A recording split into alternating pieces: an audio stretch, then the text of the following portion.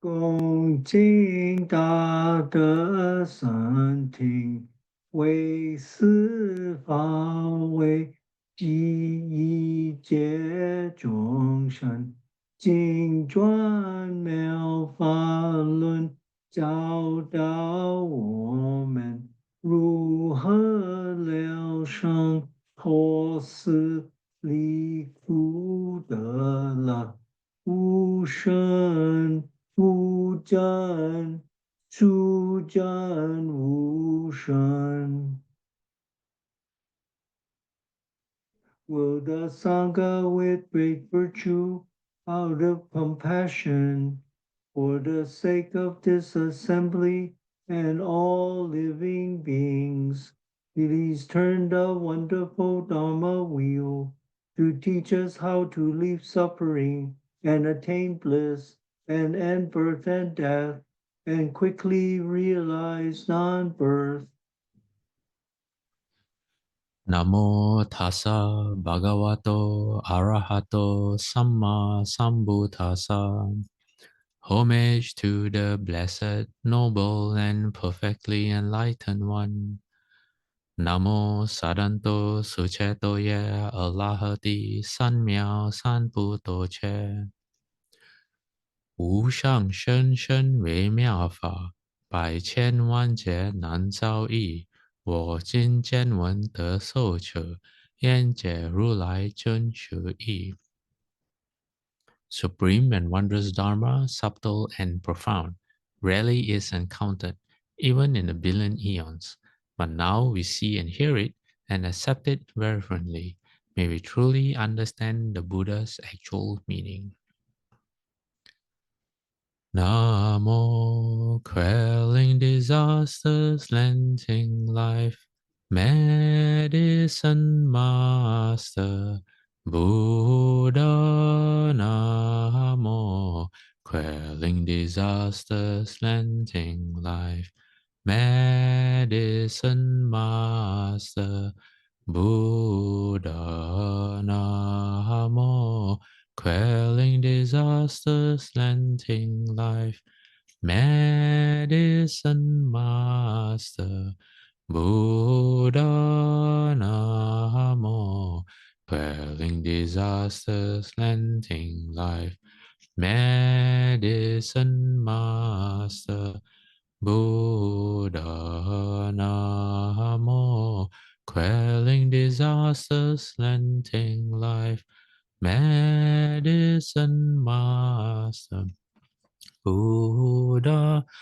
Namo, quelling disasters, lengthening life, Medicine Master Buddha. Namo, quelling disasters, lengthening life, Medicine Master Buddha.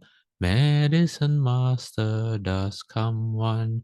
Medicine Master does come one.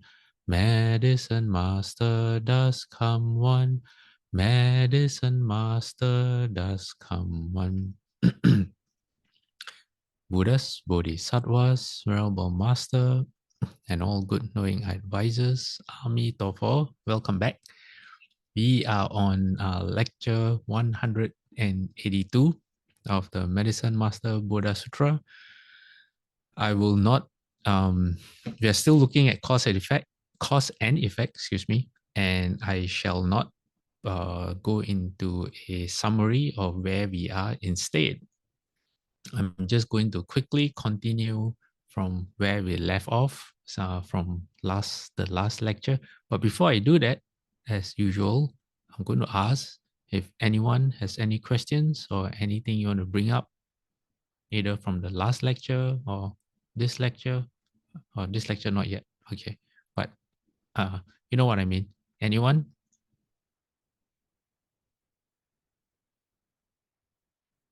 No?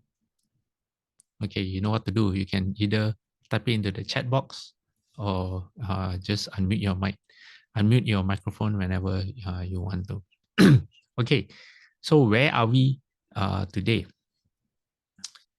the Buddha is explaining about cause and effect. And at this section, the Buddha explains the type of people who have exhausted both the potential of their past actions or in other words, their karma and their lifespans. Okay, so if you remember from last week, okay, I said I won't do a summary, but I'll just do a quick one from last week because it was so interesting. We encountered an example where the Buddha mentioned someone whose lifespan, whose karma outlasts the lifespan. Okay, so that means if your karmic retribution hasn't ended yet, but your natural lifespan has ended, what will happen? And there was a story about this poor person, and he was very attached to his home because his home was very precious to him. And when he died, he was reborn as outside his house, there was an ox. So when he died, he was reborn as a maggot on the ox because the ox had this wound. And so he was so attached to his home, he couldn't let his home go, that he was reborn near his house. All right. And it just so happened that the conditions became such that the ox was there with a wound and he was born as a maggot on the wound. And not just that, when he was born as a maggot, a crow saw this worm probably crawling out, born from an egg, hatched from an egg, and crawl out. And this crow swooped down onto the ox and ate up the maggot. And he was born as a maggot for 7 times. I'm not sure whether the Buddha didn't say anything about the subsequent 6 past lives, 6 rebirth as a maggot, whether did a crow eat him 7 times or not, poor fellow. But that was an example, actually a true case of how when your lifespan ends, but the karma is still outstanding. So he had to endure that for seven lifetimes. Okay, so now we are at a case of where both the karma and the lifespan ends. Okay, so the Buddha says, suppose a person having passed away in the hell realm is reborn as an animal. So you have to wait until, so if you're suffering or you're happy, your experience in life will last until you die. And then when you die, it will change. So the Buddha says, if someone from the hell realm will not be reborn in the hell realm because that karmic retribution is over. So you can be reborn as an animal, or having passed away as an animal is reborn as a ghost. So you proceed. You can read the rest on your screen. So you actually, in this example, it seems to be good because you are progressing, you're moving upwards. You pass away as a ghost, is reborn as an asura. But I think if your new karma, conditions are such that your other karma comes about, you could easily go the other way around, when you could go down instead of going up. Okay, all right. Now, then the Buddha says, what kind of people or persons, through which kind of action or which kind of karma, have eliminated their sufferings, while neither their lifespans nor the potential of their past actions is exhausted. What does that mean? It means you still have your karma, okay? You are still alive, but you no longer endure suffering. All right? So the Buddha says the stream enterers, the once returners, the non-returners, and the arhats. These are the 4 stages of sagehood, the arhatship. Where it says these individuals have eliminated their suffering. They no longer experience suffering. But, okay, although they have indeed neither exhausted the potential of their past actions or karma nor their lifespan. So they're still alive. They are no longer suffer, but they haven't purified all their karmic seeds. They are just at the level of arhats, okay? But they no longer suffer the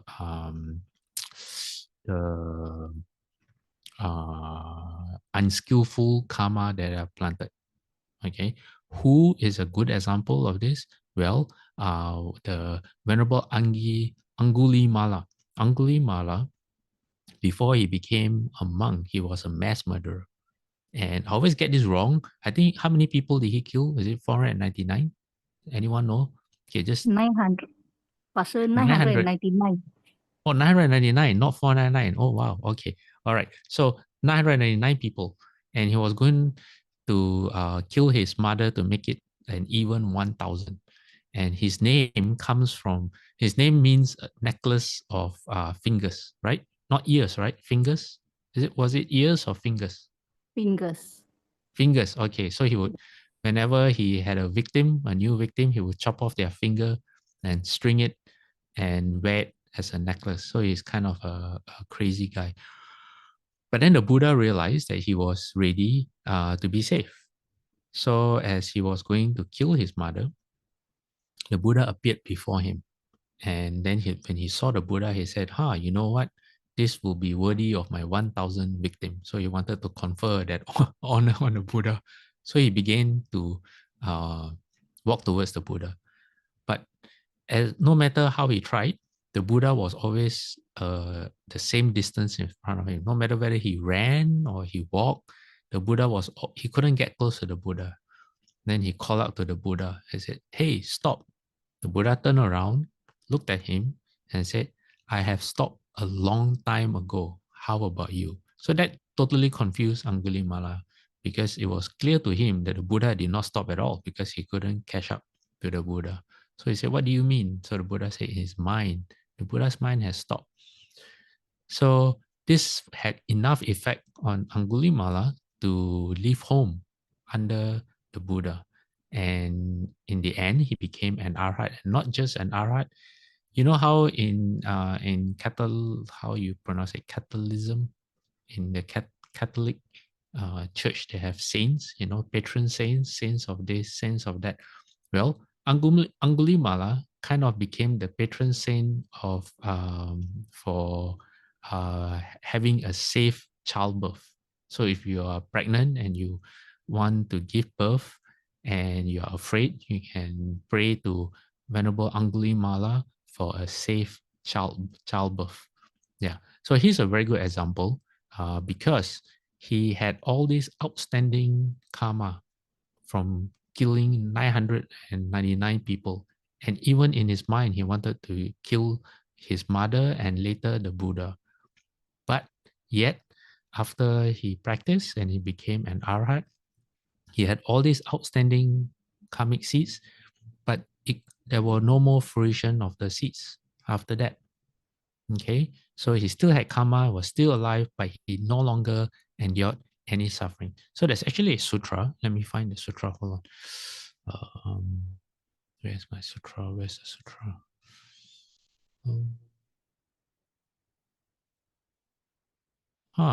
Wait, hold on. I had the sutra. Where is it?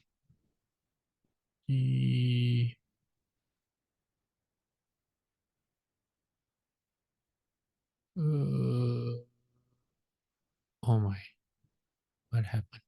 Okay, I'll find it again. Okay, hold on. Let me find it. Okay, it's called the Dat Sutta. All right. And okay, got it. All right, let me show it to you on screen. All right, let me increase the size. Okay, this sutra is from the Samyutta Nikaya collection of the canon. Is SN 36.6. It's known as the Dat. So in here, the Buddha says, bhikkhus, the uninstructed worldling, meaning us, people like us, feels a pleasant feeling, painful feeling, and neither painful nor pleasant feeling. All right? These are the three kinds of feelings that you can feel. Then it says the instructed noble disciple, meaning an arhat, too feels a pleasant feeling, painful feeling, and neither painful nor a neutral feeling. I just say neutral feeling. Because some people say, oh, arhats don't feel anything. They're like a piece of wood. No, it's not true. Arhats, sages, they do feel as well. If you go and hit them, they feel pain. Okay. But what's the difference? Then the Buddha's question is, therein, bhikkhus, what is the distinction, the disparity, the difference between instructed noble disciple and you normal people, in other words? Okay, that is the Buddha's answer. Okay, sorry, question. That's the Buddha's question. If both arhats feel the three feelings just as you normal people feel unpleasant feelings, is there any difference? Then the Buddha said, okay, let me skip a few paragraphs. It says, what's the difference? Okay, look at your screen. It says, when the uninstructed whirling, okay, is being contacted by a painful feeling here represents whatever life throws at you. Okay, in other words, your karma. All right, whatever you've done in the past and now comes back to bite you. All right, what do? We sorrow, we grieve, we lament, we weep, beating our breasts and become distraught. We blame God. Okay, or sometimes we say, I come to the temple and I bow and I ask the Buddha for help. Yet these things happen to me. Oh Buddha, why did you not protect me? Okay, so the Buddha says, what happens when this happens? You feel two feelings, and this is very important. What do you feel? A bodily one and a mental one. Okay, the mental one is us thinking about it, us weeping, wailing, beating our breasts, okay, complaining, rejecting. All right, when we say, oh, this is not fair, this is unjust, how can these things happen? We must take action, blah, blah, blah. All those so-called principle, just looking for fairness or justice kind of views. All right. So the Buddha gives the metaphor, the simile. He says, suppose they were to strike a man with a dart. Then they would strike him immediately afterwards with a second dart so that the man would feel a feeling caused by two darts. Okay, so someone shoots you with one dart, not enough, they shoot you with a second dart, and you feel two pains, two kind of painful feelings. So the Buddha says, when the uninstructed whirling is being contacted by a painful feeling, in other words, whatever we've done in the past that comes back to bite us, he feels two feelings, a bodily one and a mental one. All right, now we can skip the next paragraph. Okay, and where is the okay, number 2. Okay, this is now when a bhikkhu, an arhat experiences karma. What happens? Okay, unwholesome, unskillful karma. So when the instructed noble disciple is contacted by a painful feeling, he does not sorrow, grieve, or lament. He does not weep, beating his breast. He doesn't react like normal people. Okay, he doesn't complain. He doesn't blame the Buddha or the Bodhisattva or for anything that happens to him. Okay, so he says, this is like, suppose they strike a man with a dart, but they will not strike him immediately afterwards with a second dart. So the man will only feel one painful feeling. Okay, so he feels a bodily one, not a mental one. Now, this mental feeling, the second dart, is self-inflicted. That's the important thing to know. It's not your karma anymore. Your karma hit you one time. All right, like someone on the street come and scold you or slap you, or you don't get that promotion, or someone cheats you, or you get scammed. That only happens once. If you're an arhat, that's it. It happens once and that's it. You don't think about it anymore. Why? Because you don't have a sense of self. All right. But if you're a normal person, okay, and you complain, or you keep on thinking about it, or you want to countersue, or you want to do whatever it is, and if you're attached to all these things that you want to do and your own thoughts, every single time your mind brings it up is an additional dart that you shoot at yourself. Okay? So the suffering that we create is self-inflicted. That's why a arhat still has outstanding karma, but they no longer suffer. Why? Because mentally, they don't create further sufferings for themselves. All right? Okay, now we can come back to our sutra. Okay, at this point, all right, I'm going to ask, is everyone clear? Anyone not very clear? Any questions? Anything to clarify?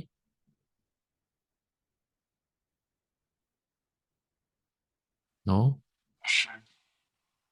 Yes, Alex. That is that the second noble truth where we suffer and then we accumulate more karma that leads to further suffering? That one specific, yes and yes and no. Yes, in the sense that the accumulation of suffering it refers to creating new karmic seeds. Okay. And every time you do think about it, yes, you are creating new karmic seeds. But the reason I say, why I say yes. But the reason I say no is because this particular sutra that I just shared with you all is not to point out the second noble truth. This particular sutra is to point out the source of our suffering. Where is to point out that when we encounter difficulties in life, it is us, our level of practice that makes things worse for ourselves or not. So Shifu says, if you practice well, big things become small. The big karmic deeds become small and the small become nothing. So it is because of how we react. Oh, you know what? Since we are on that, and I should also share the sutra where that principle comes from. Hold on. Because to me, these two sutras, they are a pair. Okay, hold on. All right, this sutta is called a salt crystal sutta, or in this version is known as a lump of salt. So the Buddha starts with saying, he says, mendicant, suppose you say, suppose there's someone who has this view about karma. He says, no matter how this person, wait, hold on, let me find an alternate translation. Hold on. Let me try Thanissaro Bhikkhu. Okay. So Thanissaro Bhikkhu calls this a salt crystal sutta. And then the Buddha says, monks, for anyone who says, in whatever way a person makes karma, that is how it is experienced. That means your experience is fixed. When your karmic seeds fruition, the way you react is fixed. The Buddha says, if someone has that principle, or if that principle is right, Buddha says there's no living of the holy life. That means practice is pointless. There's no opportunity for the right ending of stress or suffering. All right. It says, but for anyone who says when a person makes karma to be felt in such and such a way, that is how its result is experienced. The Buddha says there is the living of the holy life. That means then you can practice. There's a point to practice. Okay. Why? Because then the practice can lead to the ending of stress, or in other words, suffering or affliction. So the Buddha says there is this case where a trifling evil deed done by a certain individual takes him to hell. All right, small thing takes him to hell. There is the case where the very same sort of small deed done by another individual is experienced in the here and now, and for the most part, barely appears for a moment. So you have two different people. They both experience the same thing, or rather the same thing happens to both of them, but for one person, he feels like he's in hell. All right. And then for the other person, he hardly even notices what's going on. Okay. Now, why? The Buddha says, a trifling evil deed done by what sort of individual takes him to hell? What kind of person where small thing happens to him and it takes him to hell? Hell here means literally and figuratively. Okay, either way you won't be wrong. Depends on the context of how you apply. So the Buddha says there is the case where a certain individual is underdeveloped in contemplating the body, underdeveloped in virtue, underdeveloped in mind, undeveloped in discernment, restricted, small-hearted, dwelling with suffering. Okay, what kind of people are this? Someone who's very selfish, someone who doesn't respect other people, someone without loving kindness, someone who's always jealous of other people, someone who always finds fault in everything, someone who's a skeptic. You tell them something, their first response is always disbelief, or they want to argue with you, someone like that. When these people encounter setbacks in life, all right, the way they react is terrible. Okay. But then the Buddha says, now a trifling evil, I'm going to move this up a bit. Okay. Then the Buddha says, now a trifling evil deed done by what sort of individual is experienced in the here and now, and for the most part barely appears for a moment. In other words, you barely notice it. Okay. The Buddha says, this kind of person is developed in contemplating the body, developed in virtue, developed in mind, totally different person. Totally different person. Okay, so true story, my group of friends, group of best friends, I shall not give too many details because they don't listen, okay, to the lecture, but it's going to go on YouTube. Maybe one day they might listen. So one of them, all right, these are my college good friends, best friends. One of them is always very cynical and likes to complain. And whenever, for example, if you go to a restaurant and he orders something, but he gets the wrong dish, he will complain. He will make a big fuss and he will send it back, or to be recooked if it's too salty, to get something new. And then so he becomes very unhappy. And then when he gets the new plate, he will be afraid, because you never know when you complain what the cook or the waiters might do to your food, they spit in it or something. So he creates all these unnecessary issues for himself. Whereas I have another friend, very easy-go-lucky person, totally opposite, always smiling, always just always relaxed, having a nice time. If the waiter brings him the wrong dish, and his response would be, oh, I haven't tried this before, instead of creating trouble for people, why don't I just try this? I might like it. And in the end, he gets a discount because he didn't create any fuss, and then the waiter feels bad because it was the waiter or the cook's mistake. It's not nothing to do with my friend, so he wins and he pays less, So this is what the Buddha means when how same thing can happen to two different people, and it's your level of practice that determines if when your karma comes to bite you, how you react. So one of the principles about karma is you can't change your past. Karmic seed cannot be changed.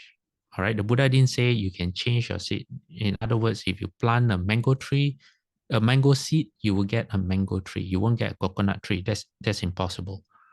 But if a person who doesn't like mangoes or is allergic to mangoes and plants a mango seed, hoping to get apples or whatever it is, that person is going to be in for a hard time. But if another person if that person can train himself, all right, can train himself to to enjoy mangoes, then guess what? When the mango tree fruits, he will have a very good time. So in this principle, the Buddha used salt and water. So the Buddha used a simile. He says, suppose that a man were to drop a salt crystal into a small amount of water in a cup. So let's say a teaspoon of salt, all right, in a cup, that's a lot of salt. So the Buddha asked the monks, what do you think? Will the water in the cup become salty? The monks said, yes. Then the Buddha says, all right, now you take the same amount of salt and you put it in the river Ganges. What do you think? Will the water in the river Ganges become salty? Monk said, no. Why? Because there's so much water in the river Ganges. You won't even know, that you can put 100 times the amount. It's not going to make a difference. So using the Buddha's example, salt represents what life throws at you. All right? That means your past karma. all the seeds that you've planted, all the unwholesome seeds that you planted, when it comes back, when the conditions are right and they free. Yes, someone has a question? Okay, no? Okay, I'm going to mute you then. Okay, mute. All right.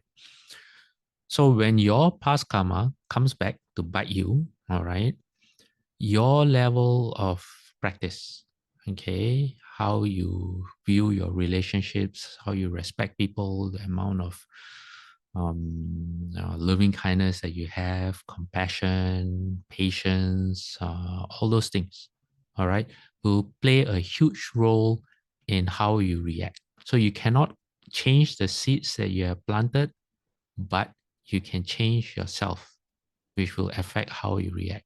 So that's a very important teaching about cause and effect. All right. Okay. Now let's get back to Alec. Did that answer your question? Yes, thank you, Pastor Amitabha. Okay. Pastor, Yeah. the lump of salt, at first you show one sutra, and then the next one is a salt crystal sutra. Is this different translation? Yeah. Or Same sutra, but just two different monks translating differently. oh, okay. So they use different words sometimes. Sometimes different translator makes it easier to understand. Okay, thank you. Amitabha. Okay. Okay, so that's where we are. All right. Arhats, that's why arhats, they feel, okay, they can, because sometimes people criticize certain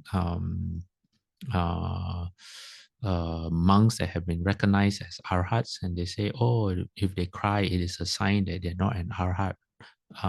You can't really say that, unless you are an arhat yourself, then you know. Okay. Now, okay, the Buddha next talks about what kind of person is happy in body but not in mind. All right. So the Buddha says an ordinary worldly person, okay, but not so ordinary, okay. Why? Because this person is a universal monarch. This person is a wheel turning king. Okay, your virtue is so great. Your merit and virtue and your blessings are so great that you are someone who, through your kindness and compassion, you unite the whole world. And whole world doesn't just mean Jambudvipa, it means the other three continents as well. So it says this kind of person is well in body but not in mind. Why? Because they haven't transcended suffering. All right, their mind is still subject. They're still subject to birth and death, and they haven't overcome affliction. So if anything happens to them, like if their loved one dies, okay, they will experience a second, third, fourth, and many deaths after that. All right. Then in the next case is someone who is well in their mind but not in their body. What does this mean? So Buddha says someone like that is an arhat who has not accumulated merit but whose ethical conduct is perfect. So the Buddha gave an example.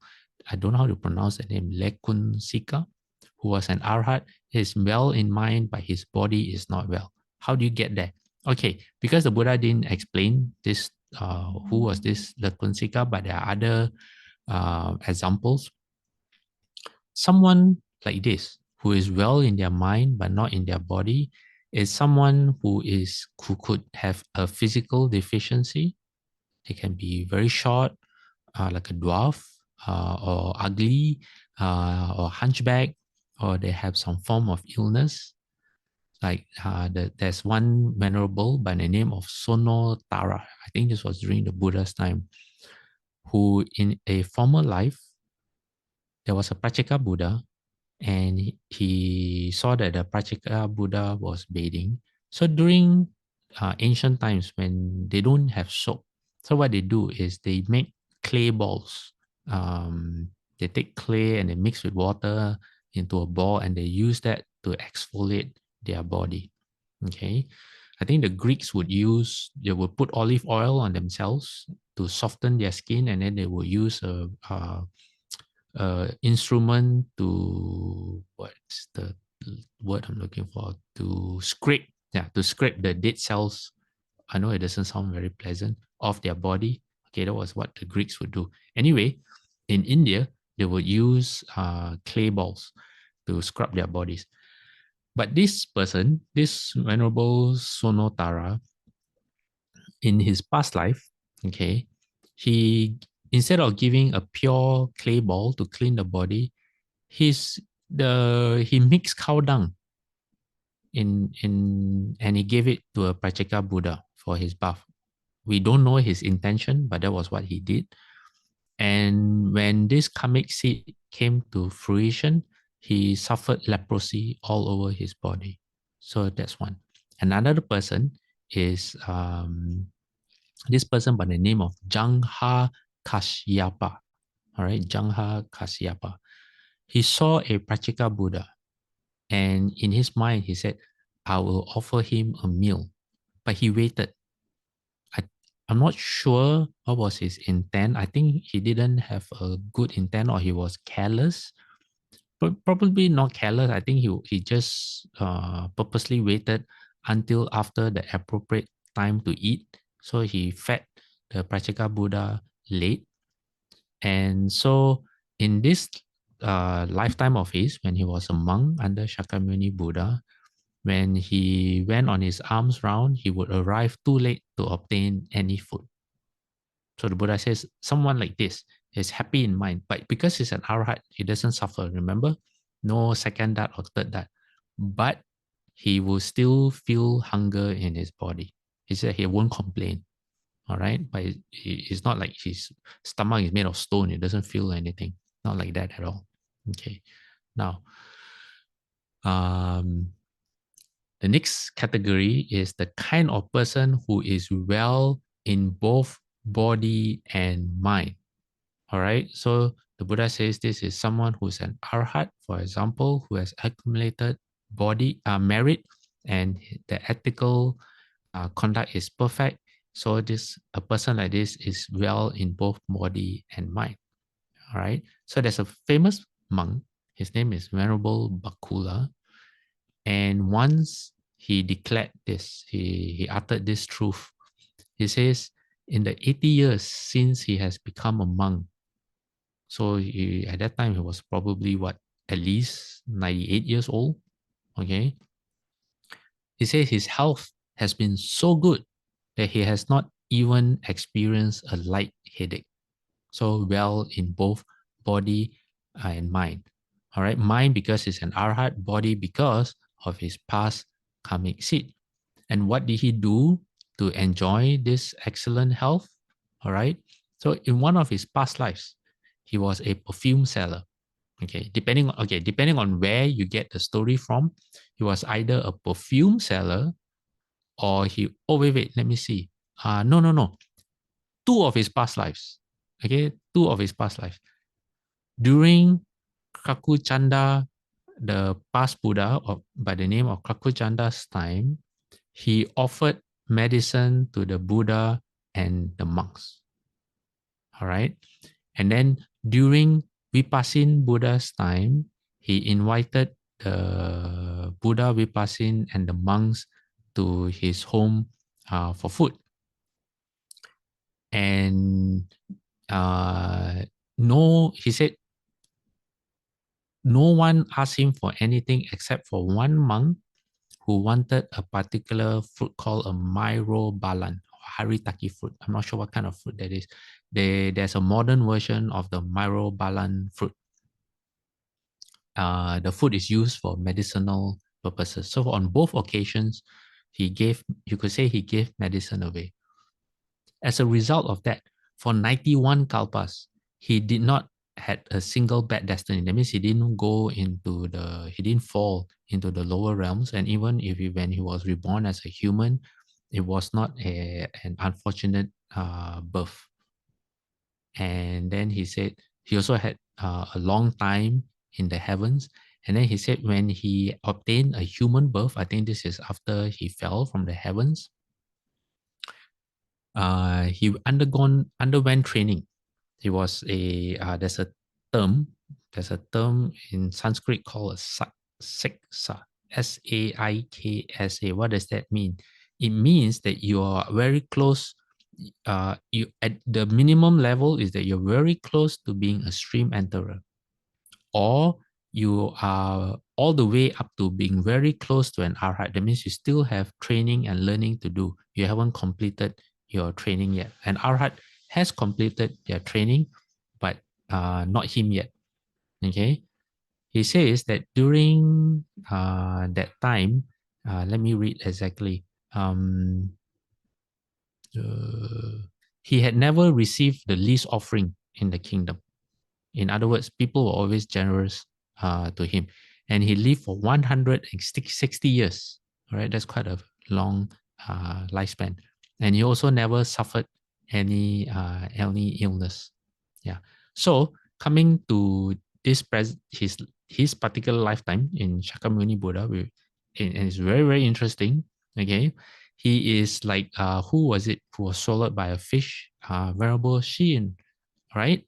When he went to that temple to take part in the Chan meditation session, and he fell into the river and he was swallowed by a fish, right? This monk had the same thing, but this happened when he was a baby.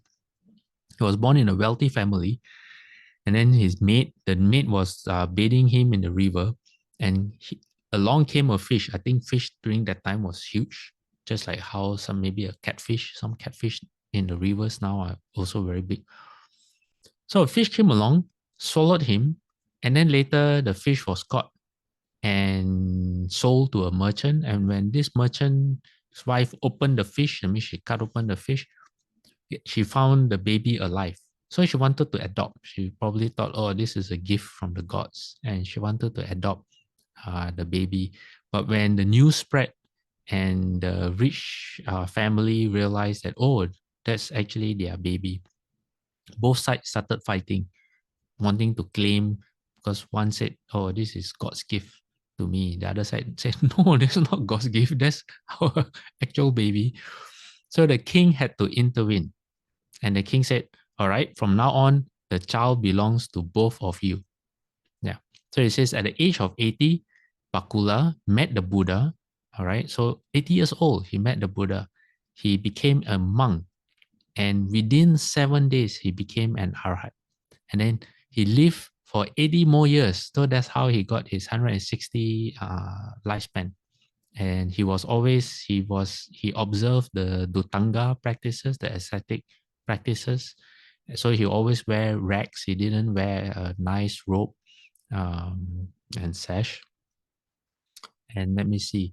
And of all the disciples, the Buddha designated or recognized him as the foremost of those free from illness and had very few desires.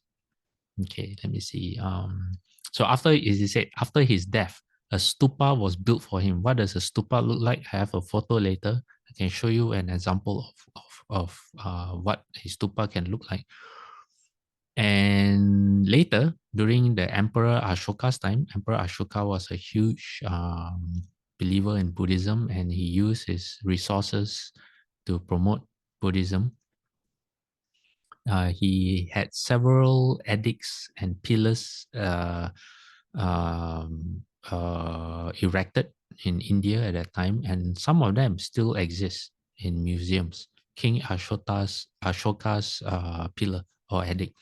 Anyway, King Ashoka, who's always usually extremely generous, came across Venerable Bakula's stupa, and despite or contrary to his generosity, he made a small offering, just a single piece of gold, okay, and he put it on the stupa. But it is said that because Venerable Bakula had so little desire, he was famous for free of illness and little desire. That means no greed at all. Because of his reputation for having so little desire, the spirit protecting the stupa refused to accept the gold piece on Venerable Bakula's behalf. What does that mean? I don't really know. You would have to maybe ask the Buddha, but there you go. Okay, let me see, what time is it? It is 10:17. Okay, let's go do a few more slides because I have some photos. Some of our friends, Dharma friends, went to China recently, and I have some photos that I can share. Okay, all right, the next category, Buddha says, what kind of karma or action, when accumulated, leads a person to be born into a lower realm with a body that is healthy, pleasant, pretty, beautiful in color, with a brilliant complexion, and beautiful to behold? What does that mean? Don't get fooled by the nice, pretty words. Okay, you don't want to be in this state. Why? Because you're born in the lower realms, like the animal realm, but you have a very beautiful body. Like what? Peacocks, for example, or certain dogs. Okay. So Buddha says, how do you get there? They'll just be a wicked person, okay, due to desire. And when you're reborn in the lower realms, for example, so peacocks, parrots, the thrush, the goose, the Rudy shell duck is a kind of duck, and so forth. Maybe looks like a mandarin duck or something. You look very pretty, okay, but you're an animal. So Buddha says, when a person behaves wickedly due to desire, they will have a pleasing body that is beautiful, shiny, of brilliant color, attractive, and lovely to look at, despite being reborn in the lower realms. So this is not a good thing. Okay. Then, what happens for some people to be born into a lower realm with a body that is inferior, coarse, ugly, and revolting? Okay. So the Buddha says, what kind of animals like this? For example, a tiger, lion, raven, jackal, the bear, spectacled cobra, ghosts, flesh-eating demons, and so forth. So if you behave wickedly, you create unskillful karma due to hatred. So before was greed, now is hatred. And then you can be one of this, okay? But I would suggest that you don't. Okay, let me see, 10:20. All right, let me get the photos. Melinda, are you ready to explain? Pastor, I try. Yes, you try? Okay, good. Is anyone else here who joined Melinda on a trip to China? I know there were quite a few from our temple in Malaysia. Connie is one of them. Connie, is Connie with us today Yes. online? Okay, Yes. so both of you feel free to explain. All right. Okay. Okay. You want to show this or explain this? This is the place. Yinjishan is the Venerable Master Xu Yin's monastery. The name called Yinjishan. This one is Venerable Master Xu Yin. I think his coffin is here also, and his sharila. Okay, this is what he looks like. Elder Master Hsien. Empty cloud is what his name means.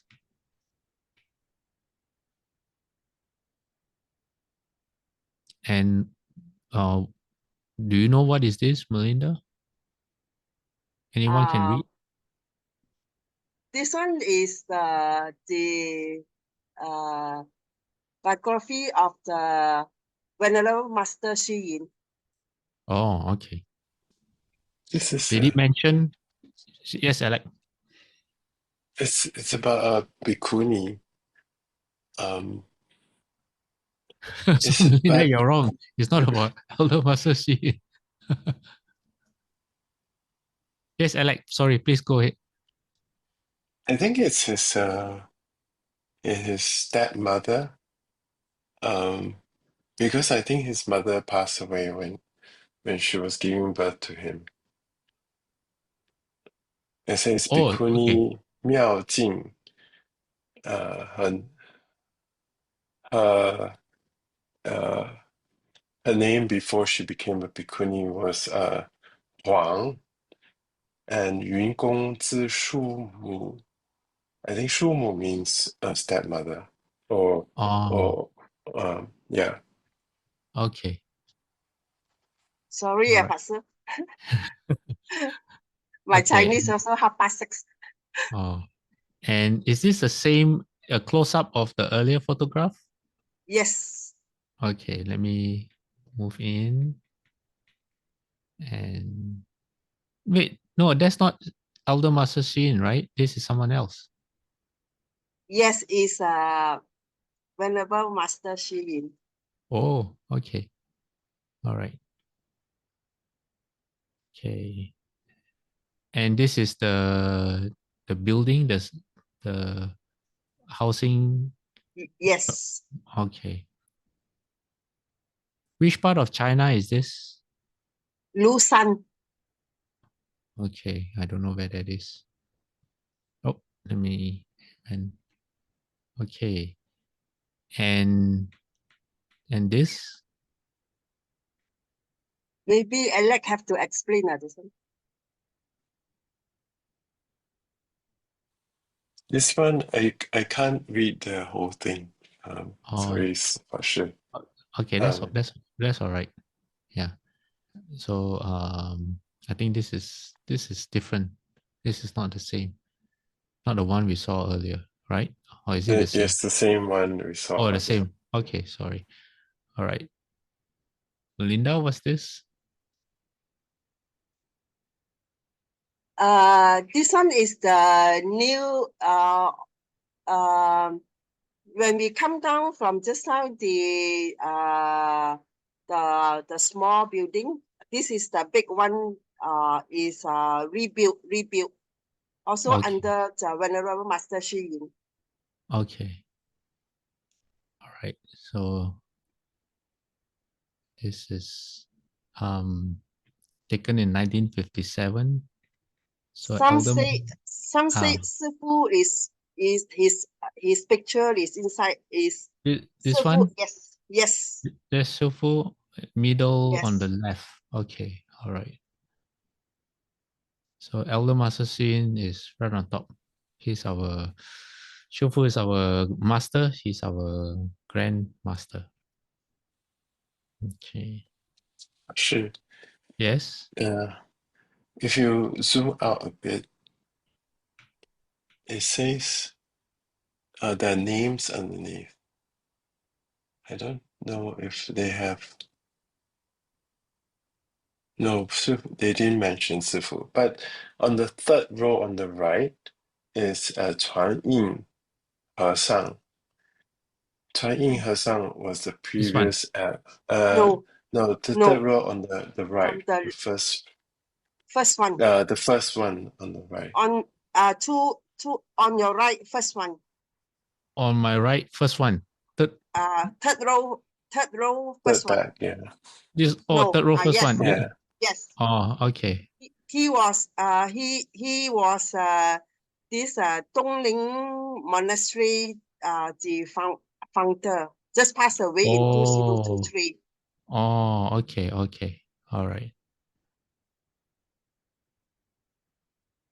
The Tonling Abbot is the one who created the very slow Amitabha recitation. Not him, Yes, right? His disciple, right? I have the recording. Maybe afterwards, Pastor can give me 1 second. I can on it. It's very suiting kind of the recitation. Oh, okay. All right. This is the previous abbot, for sure. Yeah. The current abbot is Da'an Pastor. Yeah. I think he's the one who did the slow recitation. Yeah. Not everyone's cup of tea. Yeah. I struggle to follow that. Dharma Master. Yes. I have a question. Yeah. So when will Dharma Master be conducting a pilgrimage to China so that we can join? You are asking me? Yes, I'm asking you. Is there any chance? Is there any chance for us to have a pilgrimage to China and visit all the holy sites, like the temple of Master Xi? I'm not a tour organizer, You see, this Dongling, the Buddha Hall is under construction. By the outer construction is fully completed. It's only internal. By next year should be fully completed. So maybe plans around next year go one more time, because it is very how to say, it's very well organized. You see, we went the time because so happened that is 4 days having 4 days holiday in China due to Labor Day. They have 4 days holiday. You know, then can accommodate almost 3,000 to 4,000 people. You know. It's very well organized. Okay. Well, my experience is that I always hear of people going here, going there, and occasionally someone asks if I'm going to organize anything, but I don't because I'm not an organizer. But I've never been invited, so so I just stay here. But I might go to Sri Lanka. Let me see, March, April, May, June, July, August. Maybe there's an opportunity for me to go Sri Lanka because that's when the graduation for my master's program will be held. So I might go there. All right. Okay. Trip to China, I won't say no, but I won't be the one organizing. Yeah, I know some monastics do, but I don't think I would be. All right. So what is this, Melinda? This one is Venerable Master, his Sharira. This one. Venerable Master Shin Sharira. Yes. Oh, so the one earlier was his body. This is the Sharira. Yes. Okay. All right. If you go to CDTB, you will see we also have Elder Master Shin Sharira as well. Okay. This is interesting. Okay, this is Ta'an Fasa. Yes. Okay. So the middle one, okay, with the weird thing behind his head, that's Ta'an Fasha. And to his right, this is Rama Heng Chua. This is Jin Yan Chua. This monk, I don't know who that is. This is Jin Fo Shi, who's now at Berkeley Monastery. And on the right, that's Yan Xi Fa Shi from Singapore Buddhist Lodge. So this was on their temple wall, Melinda? Tonglin. On Tonglin temple wall? Yes. Oh, okay. 2010. I'm not sure if I was there. If I was there, I would probably have a camera in my hand. Yeah, at that time. Because I wouldn't have left home yet. Okay. All right. What is this? You're up. This is Elder Master's stupa. The one with the Anti-cloud Sharira? stupa. With the Sharira or the... This was built recently in 1983. Yeah, because that's correct. 舍利子. Oh, okay. All right. Now, okay. If you all wonder who is Melinda, this is Melinda, right in the middle. Okay. This is at Tonling Monastery, or No, this one is still at the Shiyin. Behind here will be just now the Shiyin. This one, the Elder Master, I think is the one a disciple of the this Master Shiyin, doing some briefing to us. Okay, all right. And what is this? This one is at Dongling. Oh. This one Okay. I just want to show this. This one is the Da Fo. At Tonglin Monastery? Yes. Okay. All right. And this? This one is on the 5th of May. They celebrate this Shakyamuni Buddha's birthday. So this one is Shakyamuni Buddha's his Sarira. Oh, okay. No wonder. I find this a lot more interesting than earlier, the huge one. Okay. Oh. Oh, hold on. There is the stupa. Hold on. How come the stupa didn't? Okay, here. This is what the stupa looks like, or can look like. Okay. Yes, his real body is still there. Of who? This great master Hui Yan. Hui Yan, the Avatamsaka Sutra. The Hui Yan is the first great master, is it? Hui Yan. Oh, I don't The know. Pure Land School. Yes, Oh. Pure Land School is the first great master. Ah, okay. Interesting. Okay. Now, since we are on a stupa, okay, sorry. Since we are on a stupa, let me show you one of the slides that let me see. Stupa. Okay. Prostrating, bowing, no. Okay, so Melinda, when you're there, I'm sure you put your palms together at a stupa, is that right? Yes, also make my vow. Make your vow, fantastic.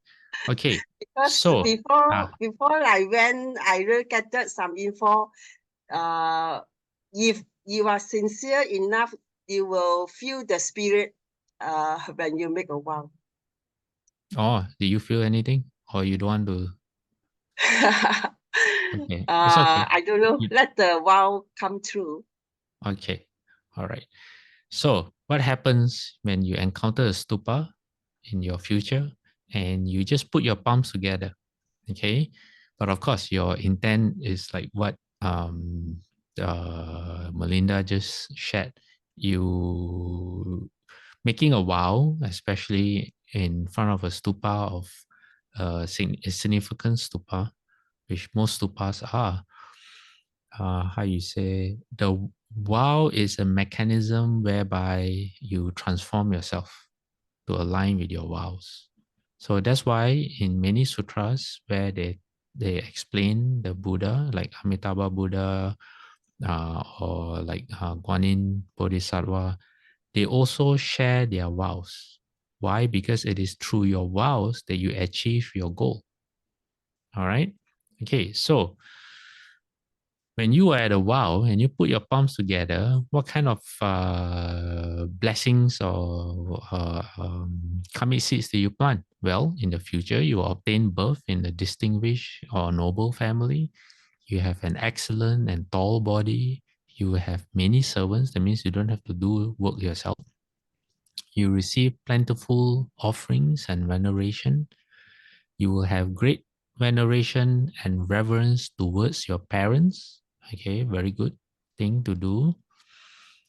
You will obtain extensive wealth. You will have great erudition. That means when you speak, you can speak well. You will possess faith. Faith here is confidence. That means you don't doubt yourself. You will have a good memory and vast knowledge, and you will sure obtain a path to heaven. You have another. Actually, I said it wrong. You will obtain a sure path to heaven. Okay, so you will lead a life where you will obtain heavenly blessings and a heavenly outcome. Okay, so I thought just share that. That's actually for a future lecture. Okay, so I just wanted to okay, let me see. Any questions? We are at the end of Sure. today's lecture. Yes, Ron. I would like to ask to follow on to this last part where you're showing the 10 I don't know what it is, but if we went to, like, some of us will maybe never have a chance to go to abroad like Stupa. this, to a stupa or something like that. But well, how about the Sharia at CTTB of Venerable Master? Okay. Some of us, I mean, that's within reach, is to go to CTTB, and when that room there's a special building that houses the the Sharia of Venerable Master, right? Yes. Is there any kind of things like that where, you make a vow there? Yeah. Yeah, of course. Actually, you don't need the Sharia. You can just go in front of any image of a Buddha. It's your mind. It's your mind that makes the vow, not the Sharia that makes the vow for you. But having the Sharia in front of you does give rise to certain conditions whereby it makes a person feel different, but ultimately it still comes from the mind. So if you have access, you have close access to CDTB, more Yes. than everyone Yeah. else in Asia.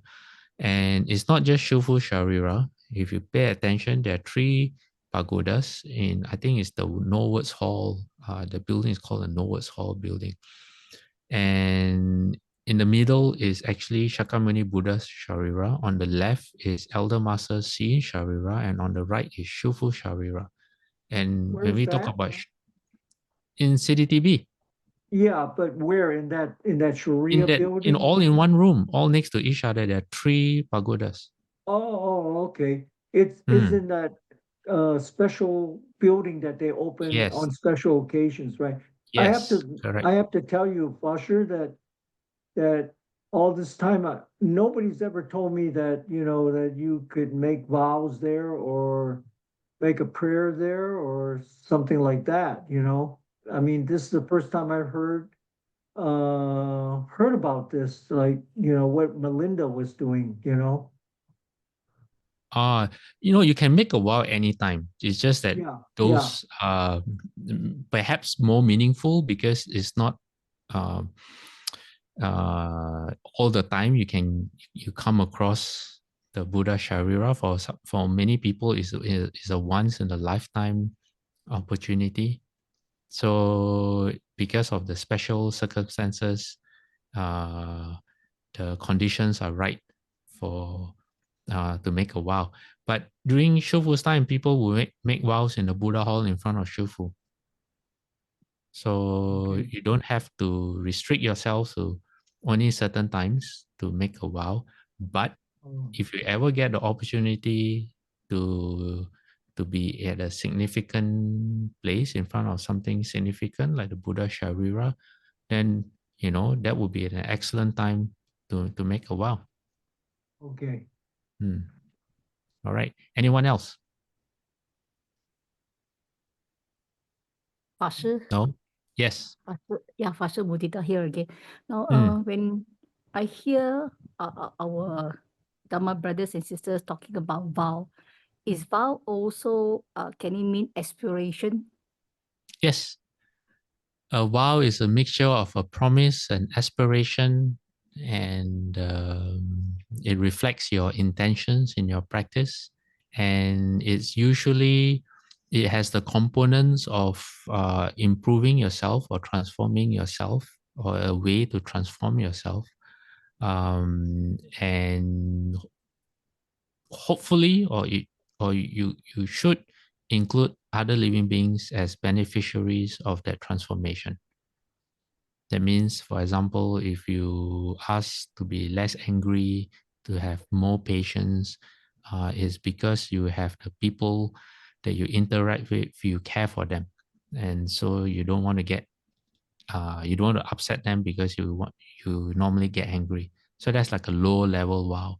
Then the high level vows are, for example, Earth Store Bodhisattva as a daughter, and her mother passed away and was reborn in the hells. And when she managed to save her mother through the help of the Buddha, she made a vow that she will save all mothers everywhere. And it's because of the power of those vows. It's because of that strong promise that she made to her own self nature that it had the power for her to transform herself until she became Earth Store Bodhisattva. So if you look at Amitabha Buddha had how many? 44, 46 vows, and it lists down. It's a manual. Sorry, how many? 48. 48. 48. Okay. Oh my, I'm so embarrassed. Okay, 48 vows. Amitabha Buddha had 48 vows. And if you want to be just like Amitabha Buddha, the vows are a manual, a how-to on how he became Amitabha Buddha. That's why we learn about the vows. The vows give an insight into how they started just like us, ordinary people, but they had undergone a set of conditions that had moved them or changed them so profoundly that they made certain vows to guide themselves on where they wanted to end up with, and it brought them all the way to Buddhahood. Yeah. Oh, sure. Sorry. I'm sorry to interrupt, but would it be Okay, Ron possible? first, then Mudita. Okay, Ron, you go ahead. Yes, this on that same topic of vows, you think maybe that you could have have a lesson on making vows, or like bring it down so that it's easy for all of us who don't know anything about. I mean, we heard about vows, but like when you were saying at first about shows us how to make vows, and a class on that would be very nice, I think. Okay, all right. Thank you for that suggestion. I actually do have a section on vows. Maybe we'll come to that after we complete this part on cause and effect. Okay, Mudita, you were going to Yeah. ask something? Yeah, I was about to ask a similar request as per Ron. But the other thing is, vow sounds so like a serious commitment. So if in this lifetime we make this vow, is this particular vow automatically or naturally carry forward to the next life? And it will go on and on and on, life after life, until the vow is achieved? Or what if the vow is broken? It depends. Okay, a vow is a promise you make to yourself on behalf of other living beings. It has to do with other living beings. But if you break a vow, no one, there's no retribution, or no one's going to punish you if you break your own vow. You just end up disappointing yourself. And let me see. Your question was, whether the vow. Okay, a vow is meant to guide you life after life. Okay, a proper vow. Why? Because when you make that vow, the significance of it, mentally, it is such a big deal that the karmic seed that you plant, and its perfuming nature. Perfuming nature means when you plant a karmic seed, it has an effect. It perfumes the other seeds. So the effect of it is great. So for example, someone who says they want to stop lying, but they're not serious. So they may plant a thought or a karmic seed of not lying, but because they're not serious, there's no perfuming nature to it. And the next opportunity is they might easily lie again. But for someone who say has lied and then encountered an extremely bad result, went to jail for 6 years or something, or someone died as a result of their lie, and they feel so mortified that they vow never to lie again, and it means a great deal to them. Such a vow, karmic seed, will have a very significant impact on other karmic seeds. So the result of that vow is that they will really reduce their lying or stop lying and totally. That's because of the strong perfuming nature. So certain things that we do, like taking the Bodhisattva precepts, which is not easy at all. It takes a huge sacrifice for a lot of people, unless you've done it many, many lifetimes and it becomes a very natural thing. For most people, it is very hard to make the decision to undertake the Bodhisattva precepts. So for something like that, it is so significant that they say in life after life, you will continue to naturally observe or to take the Bodhisattva precepts when the opportunity presents itself. So a vow, if done properly, is meant to guide you all the way if your vow is of that nature, to Buddhahood. Or depending on how large or significant your vow is, it could be something like I said just now, stop lying, and you can achieve your vow in a month or a week or a day, then you move on. But the result of the vow stays with you. Or it could be a vow that has like the vows that make you become a Buddha, that carry you from life to life. When you become a Bodhisattva, you still rely on those vows, and those vows will never leave you. Because when you made those vows, either to save your own mother, like in Astor Bodhisattva's case, it means so much that the vows never leave you in life after life. So it all depends on the individual, how they make the vow, how serious is the vow, how relevant is the vow, because some vows they make, a lot of people come to the temple, they recite the 3 gate vows.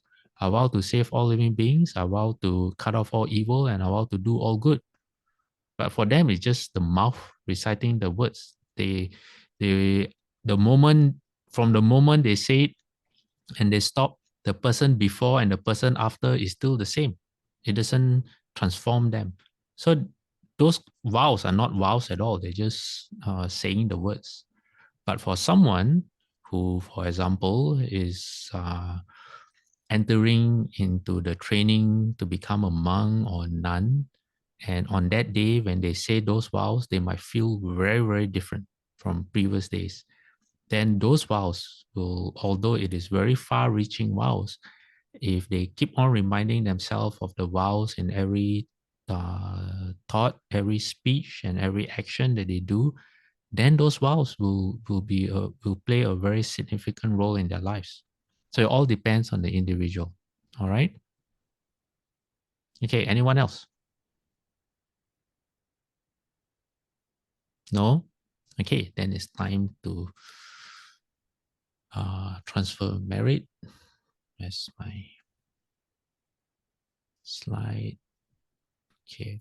Too many windows open. Okay. Today we are doing the regular transference of merit, right? Pastor Yes. is Abhayagari. Yes. Oh, the Abhayagiri one? Oh, okay, good. All right. I like that. So we'll do that. Okay. See. Oh,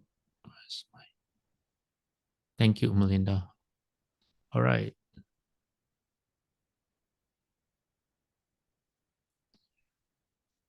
Okay, everyone ready? Oh, before I start, in the class that I had this morning at Sampotong Temple, the English Adult Dharma class, we also recited this. And the topic for today was about karma and right intention. The right intention makes the difference between blessings and merit. You want to gain merit is right intention. And you will find the 3 components of right intention, which is renunciation, loving kindness, and compassion in this sharing of blessings. Okay, all right. Through the goodness that arises from my practice, may my spiritual teachers and guides of great virtue, my mother, my father, and my relatives, the sun and the moon, and all virtuous leaders of the world, may the highest gods and evil forces, celestial beings, guardian spirits of the earth, and the Lord of death, may those who are friendly, indifferent, or hostile, may all beings receive the blessings of my life. May they soon attain the threefold bliss and realize the deathless. Through the goodness that arises from my practice, and through this act of sharing, may all desires and attachments quickly cease and all harmful states of mind. Until I realize nirvana or nibbana, in every kind of birth, may I have an upright mind with mindfulness and wisdom, austerity and vigor. May the forces of delusion not take hold nor weaken my resolve. The Buddha is my excellent refuge. Unsurpassed is the protection of the Dharma. The solitary Buddha is my noble Lord. The Sangha is my supreme support. Through the supreme power of all this, may darkness and delusion be dispelled. Okay, now let me just change my settings. Okay, we're going to do 3 bows to the Buddha. Second bow. Third bow. Half bow. Bowing respect to the Venerable Master. Second bow. Third bow. Half bow. Okay, everyone. We won't have any lectures for the following 2 weeks. That means today is the 18th, right?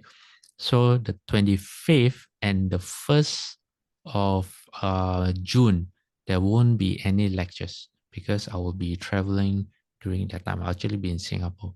All right. So no lectures next week and the week after next. Okay. All right. So I'll see you all Thank you. in 3 weeks' time. Okay. Amitofo. 阿弥陀佛，法